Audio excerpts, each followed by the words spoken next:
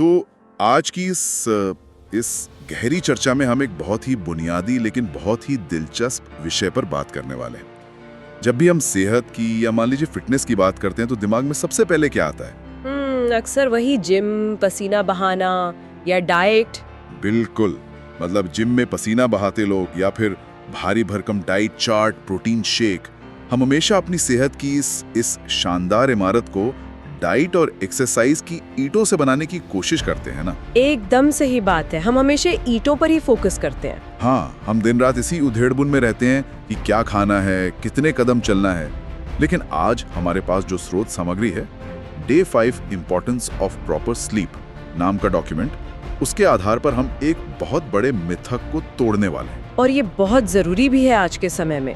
हाँ, तो आज का हमारा मिशन ये समझना है कि सेहत का सबसे बड़ा रहस्य सिर्फ किचन या जिम में नहीं है। असल में अगर डाइट और एक्सरसाइज ईंटें हैं तो नींद वो सीमेंट है जो इस पूरी इमारत को एक साथ जोड़कर रखती है। क्या बात है, ये सीमेंट वाली तुलना बिल्कुल सटीक बैठती है। देखिए, आधुनिक जीवन शैली और इस अब भाग दौड़ भरी दुनिया में हमने नींद को एक तरह की विलासिता मान लिया है, मतलब एक लग्जरी। हाँ, ऐसा लगता है जैसे सोना टाइम वेस्ट करना हो। बिल्कुल, इस हसल कल्चर के दौर में ये धारणा बन गई है कि जो इंसान कम सोता है वो ज्यादा मेहनती है, ज्यादा सफल है। लोगों को लगता है कि नींद तो बस बचे हुए समय को बिताने का एक तरीका है। मतलब काम से फुर्सत मिली तो सो लिए, नहीं तो कोई बात नहीं। वही तो। लेकिन विज्ञान और रिसर्च हमें बहुत स्पष्ट रूप से बताते हैं कि नींद कोई विकल्प नहीं है। ये हमारे शरीर की सबसे बड़ी और सबसे अनिवार्य आवश्यकता है। ठीक वैसे ही जैसे शरीर को जीवित रहने के लिए पानी और ऑक्सीजन चाहिए। जब हम पानी पीने को नजरअंदाज नहीं कर सकते तो फिर नींद के साथ ऐसा सौतेला व्यवहार क्यों? ये बहुत गंभीर विषय है। यही तो सबसे बड़ी विडंबना है। हम सोचते हैं कि अपनी नींद में कटौती करके हम अपने दिन में कुछ एक्स्ट्रा घंटे जोड़ लेंगे और ज्यादा काम कर लेंगे। लेकिन चलिए अब जरा इसके विज्ञान को समझते हैं। बिल्कुल, विज्ञान समझना बहुत जरूरी है। जब हम आंखें बंद करके सो रहे होते हैं तो अक्सर लोग इसे सिर्फ एक शटडाउन मोड मान लेते हैं, जैसे हमने मशीन का प्लग ही निकाल दिया हो। हाँ, ज्यादातर लोग यही सोचते हैं। लेकिन असल में उस शांत अवस्था के दौरान हमारे शरीर के भीतर चल क्या रहा होता है? देखिए, इसे एक निष्क्रिय अवस्था समझना हमारी सबसे बड़ी भूल है। नींद सिर्फ आराम करने का समय नहीं है, ये शरीर के लिए एक बेहद सक्रिय और जटिल मरम्मत यानी रिपेयर की प्रक्रिया है। अच्छा, रिपेयर? हाँ, जब इंसान गहरी नींद में होता है तब शरीर अपने डैमेज कंट्रोल मोड में काम कर रहा होता है। दिन भर की भागदौड़, तनाव से हमारी मांसपेशियों और कोशिकाओं में जो सूक्ष्म टूट-फूट होती है ना, शरीर उसे रिकवर करता है। शरीर में ग्रोथ हार्मोन रिलीज होते हैं जो ऊतकों की मरम्मत करते हैं। हमारा हृदय तंत्र थोड़ा आराम करता है, ब्लड प्रेशर सामान्य होता है और दिल को रिकवर होने का समय मिलता है। अरे वाह! तो क्या हम इसे एक स्मार्टफोन के बैकग्राउंड अपडेट या रात में चलने वाले किसी क्लीनअप सॉफ्टवेयर की तरह देख सकते हैं? हाँ, एकदम। मतलब जैसे जब फोन इस्तेमाल में नहीं होता तब वो बैकग्राउंड में जंक फाइल्स डिलीट करता है, सिस्टम को ऑप्टिमाइज करता है और अगले दिन के लिए बैटरी बचाता है। इस एनालॉजी से तो इस पूरी प्रक्रिया को समझना बहुत ही आसान हो गया। और पता है, शारीरिक मरम्मत के साथ साथ ये क्लीनअप सॉफ्टवेयर हमारे दिमाग के लिए भी काम करता है। दिमाग के लिए? वो कैसे? दिन भर में हम जो कुछ भी देखते हैं, सुनते हैं या नई चीजें सीखते हैं, दिमाग उस सारी जानकारी को रात में प्रोसेस करता है। इसे हम विज्ञान की भाषा में मेमोरी कंसोलिडेशन कहते हैं। अच्छा। दिन के समय हमारी शॉर्ट टर्म मेमोरी एक तरह से पूरी भर जाती है, फिर रात में सोते समय दिमाग उस जानकारी को छानता है, जो गैर जरूरी है उसे डिलीट करता है, जैसे कंप्यूटर में रिसाइकिल बिन खाली करते हैं। बिल्कुल। और जो जानकारी महत्वपूर्ण है उसे लॉन्ग टर्म मेमोरी वाले फोल्डर में स्थायी रूप से सेव कर देता है। अगर ये बैकग्राउंड अपडेट पूरा नहीं होगा तो अगले दिन सिस्टम का हैंग होना तय है। ये तो वाकई सोचने वाली बात है। और जब हम इस जरूरी मरम्मत के समय में कटौती करते हैं तो शरीर का सिस्टम कैसे क्रैश होने लगता है, इसके प्रभाव बहुत गहरे हैं। बहुत ज्यादा गहरे। जैसे अगर फोन का अपडेट बीच में रोक दिया जाए तो वो धीमा हो जाता है। इंसानी शरीर के मामले में ये धीमापन थकान और कमजोरी के रूप में सामने आता है ना। बिल्कुल, और इस थकान को हमें सिर्फ नींद आने वाली फीलिंग तक सीमित नहीं रखना चाहिए। तो ये किस तरह की थकान है? ये असल में सेल्यूलर स्तर की यानी कोशिकाओं की थकान है। मांसपेशियों को जो रिकवरी का समय चाहिए था वो उन्हें मिला ही नहीं। कोशिकाओं के भीतर जो ऊर्जा बनाने वाले पावर हाउस है वो अपना काम ठीक से नहीं कर पाए। ओहो। इसके अलावा दिन भर काम करने से दिमाग में कुछ मेटाबॉलिक कचरा जमा हो जाता है। दिमाग में कचरा? हाँ, और उसे साफ करने का काम केवल नींद के दौरान होता है। जब नींद पूरी नहीं होती तो वो कचरा वहीं रह जाता है, जिससे इंसान शारीरिक रूप से अपनी पूरी क्षमता पर काम कर ही नहीं पाता। और शायद यही कारण है कि इस शारीरिक थकान का सीधा असर हमारी मानसिक क्षमता पर भी पड़ता है। जब शरीर धीमा होता है तो दिमाग पर भी असर दिखता है। फोकस करने में दिक्कत होती है, याददाश्त कमजोर महसूस होती है। हाँ, एक अजीब सा धुंधलापन दिमाग पर छाया रहता है, जिसे आम भाषा में हम ब्रेन फॉग कहते हैं, क्योंकि दिमाग को पिछली रात जानकारी प्रोसेस करने और पुरानी फाइलों को व्यवस्थित करने का समय ही नहीं मिला, तो वो नया डेटा ले ही नहीं पाता। एकदम सही। अगले दिन नया डेटा ग्रहण करने की उसकी क्षमता बुरी तरह घट जाती है। इंसान किसी काम पर ध्यान केंद्रित करने की कोशिश करता है, लेकिन दिमाग बार बार भटकता है, एकाग्रता टूटती है। याददाश्त कमजोर होने का सीधा संबंध इसी बात से है कि रात में जानकारी को सही न्यूरल पाथवे में फिक्स ही नहीं किया गया। रुकिए एक मिनट, थकान और फोकस की कमी तो समझ में आती है।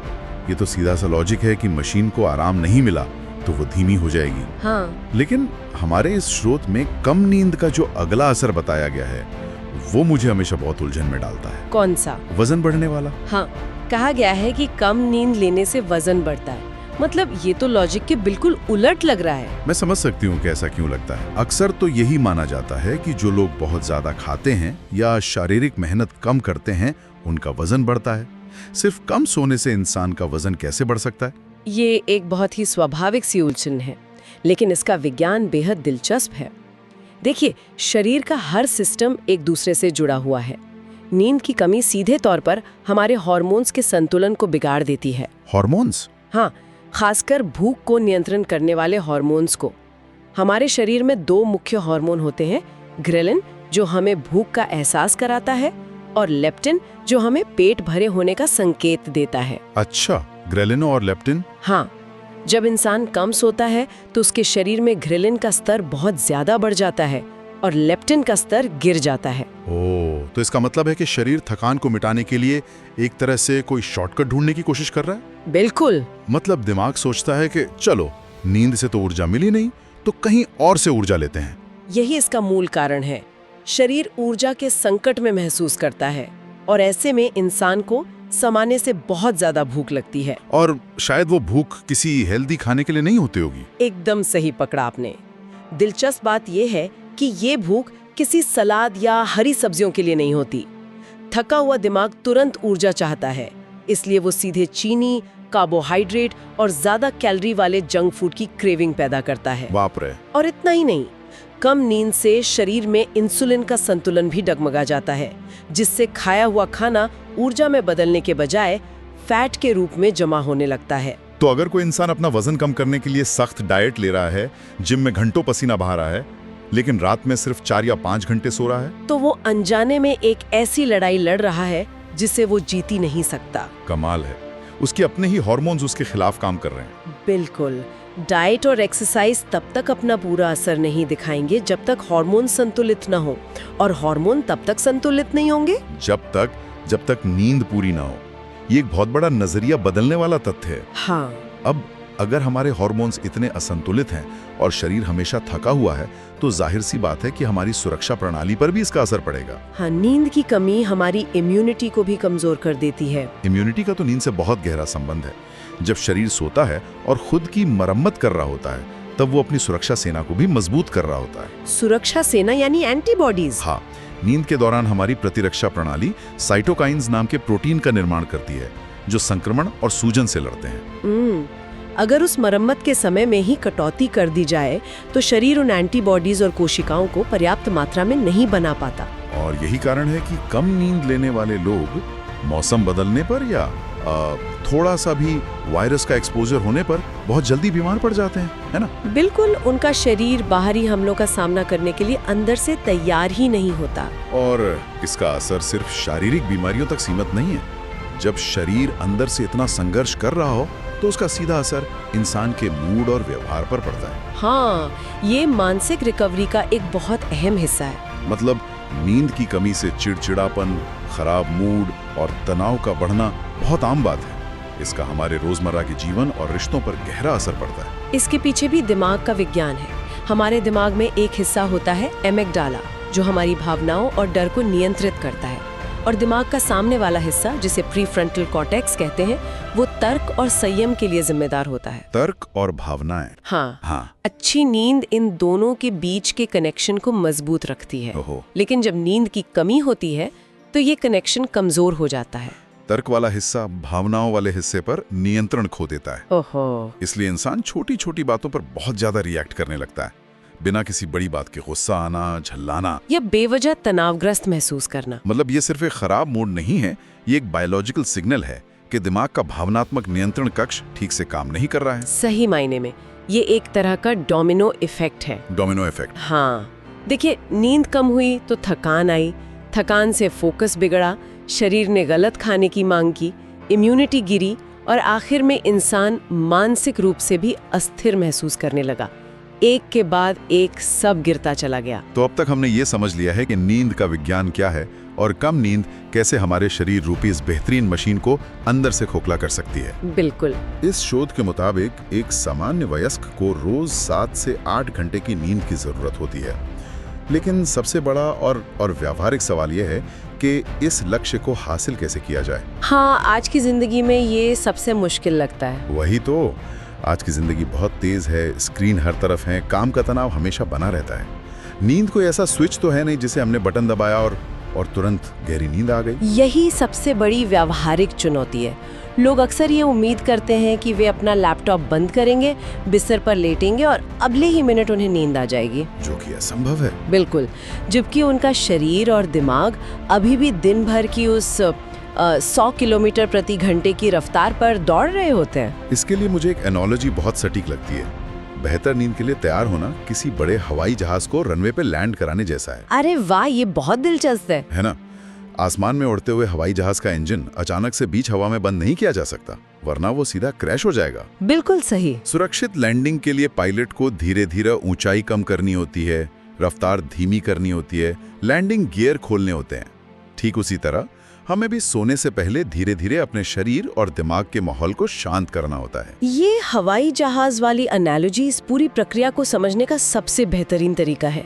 अगर हम इस डॉक्यूमेंट में दिए गए नींद को बेहतर बनाने के तरीकों पर गौर करें तो वे सारे कदम असल में इसी धीरे धीरे ऊंचाई कम करने की प्रक्रिया का हिस्सा हैं। तो इसमें सबसे पहला कदम क्या होना चाहिए? इसमें सबसे पहला और अहम कदम है सोने और उठने का एक तय समय रखना। ये शायद हमारी शरीर की आंतरिक घड़ी को सेट करने का तरीका है। रोज एक ही समय पर सोना और उठना शरीर को एक रूटीन में ले आता है। हाँ, इसे जीव विज्ञान में सर्कैडियन रिदम कहा जाता है। इंसानी शरीर लाखों सालों से सूरज उगने और ढलने के हिसाब से विकसित हुआ है। जब हम रोज एक ही समय पर सोते और उठते हैं तो शरीर को पता चल जाता है कि लैंडिंग का समय कब है। वो उस समय के आसपास अपने आप ही नींद वाले हार्मोन्स रिलीज करना शुरू कर देता है। लेकिन वीकेंड्स पर तो हम सब गड़बड़ कर देते हैं। बिल्कुल, अगर वीकेंड पर हम देर रात तक जागते हैं और दोपहर में उठते हैं तो शरीर भ्रमित हो जाता है। उसे समझ नहीं आता कि उसे कब सक्रिय रहना है और कब शांत होना है। और लैंडिंग की इस तैयारी में दूसरा सबसे बड़ा रोड़ा और शायद आज के दौर की सबसे बड़ी बीमारी है मोबाइल और स्क्रीन्स। उफ, बिल्कुल। सोने से पहले स्क्रीन से दूरी बनाना बहुत जरूरी बताया जाता है। मोबाइल या लैपटॉप से निकलने वाली ब्लू लाइट हमारी नींद की पूरी प्रक्रिया को खराब कर देती है। इस ब्लू लाइट के पीछे का विज्ञान बहुत ही दिलचस्प है। जब शाम को अंधेरा होता है तो दिमाग के भीतर एक पिनल ग्रंथि होती है जो मेलेटोनिन नाम का हार्मोन बनाती है। मेलेटोनिन? हाँ, यही वो हार्मोन है जो शरीर को संकेत देता है कि अब सोने का समय हो गया है। लेकिन जब इंसान रात में मोबाइल या टैबलेट की स्क्रीन देखता है तो उससे निकलने वाली तेज नीली रोशनी दिमाग को धोखा देती है। धोखा? हाँ, दिमाग को लगता है कि अभी सूरज ढला ही नहीं है, अभी भी दिन का उजाला है। और इस धोखे की वजह से दिमाग मेलेटोनिन बनाना ही बंद कर देता है। यानी हम अपने हवाई जहाज के इंजन को फुल थ्रॉटल पर रखे हुए हैं और उम्मीद कर रहे हैं कि वो लैंड हो जाए। बिल्कुल। जब नींद का हार्मोन ही नहीं बनेगा तो इंसान करवटें बदलता रहेगा लेकिन नींद नहीं आएगी।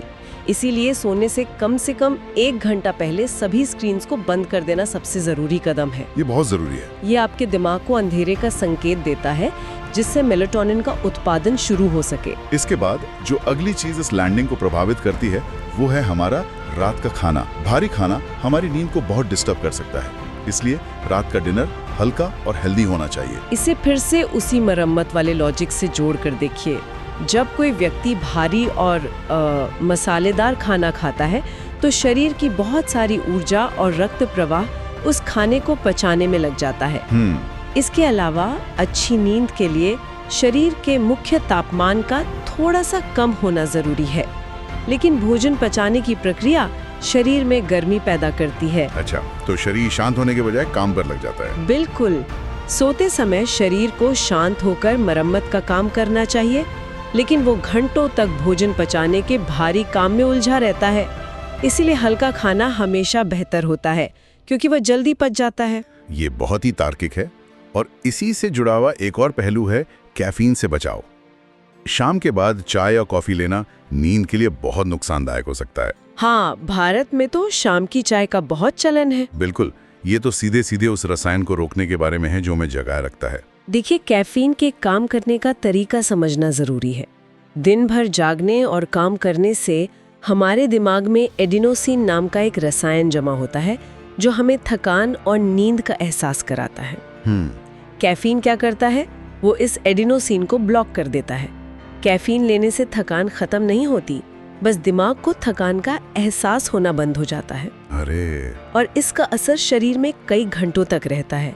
ये ऐसा है जैसे आप हवाई जहाज को लैंड तो कराना चाहते हैं, लेकिन आपने जबरदस्ती उसमें एक अतिरिक्त बूस्टर इंजन लगा दिया है जो उसे नीचे आने ही नहीं दे रहा। क्या बात है! और लैंडिंग का सबसे आखिरी और सबसे खूबसूरत चरण है एक शांत माहौल बनाना।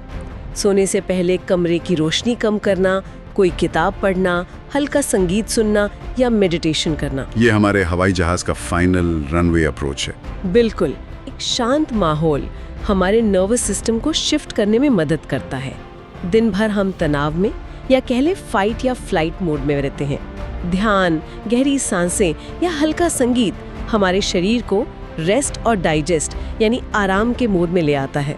तो एक तरह से हम अपने शरीर को सुरक्षित महसूस करा रहे हैं। हाँ, ये हृदय गति को कम करता है, सांसों को धीमा करता है और कोर्टिसोल जैसे तनाव वाले हार्मोन्स को कम करके शरीर को गहरी नींद के लिए पूरी तरह से तैयार कर देता है।